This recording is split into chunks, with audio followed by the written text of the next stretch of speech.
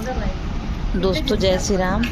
सुबह मेरी नींद भी नहीं खुल पाई थी कि एक महिला आई मेरे घर में, अपना यशोदा नाम बताई, यशोदा बाई।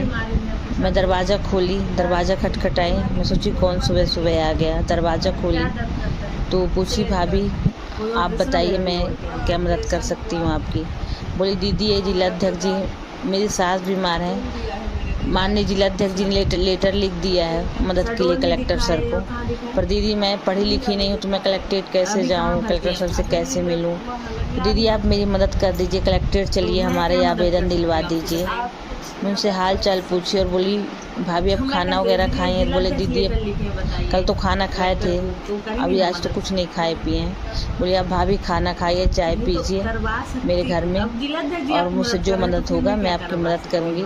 और हमारे माननीय जिलाध्यक्ष जी ने तो आपकी मदद कर ही दी है, आपके लिए जो बना उन्होंने कर दिया, लेटर लिख दिया। और हमारा काम है जनहित में का सेवा करना, समाज सेवा करना, तो हम भी करेंगे जितना हमसे हो सकेगा। आपके बच्चे क्या कैसे कहाँ हैं अकेले? किसके साथ है बच्चे?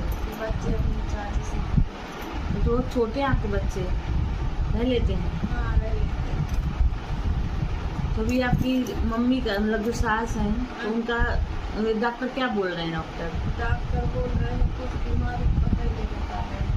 अच्छा, डबल ऑपरेशन हुआ है। किस चीज़ का ऑपरेशन हुआ है? कुछ बीमारी बता ही नहीं रहे हैं। तो बीमारी तो ऑपरेशन कैसे करती है? खून दिया है, पता नहीं उनके डॉक्टर ही बताएंगे। तो रिपोर्ट उनका है, उनके यहाँ रिपोर्ट वगैरह है? और जो जांच हुआ, दवाई हुआ उसका? हाँ।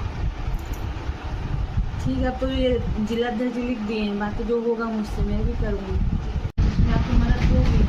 जो जिलाध्यक्ष लिखे तो उनसे बता तो कोई नहीं ना, जिलाध्यक्ष सब कुछ है। बाकी तब मेरे पास आए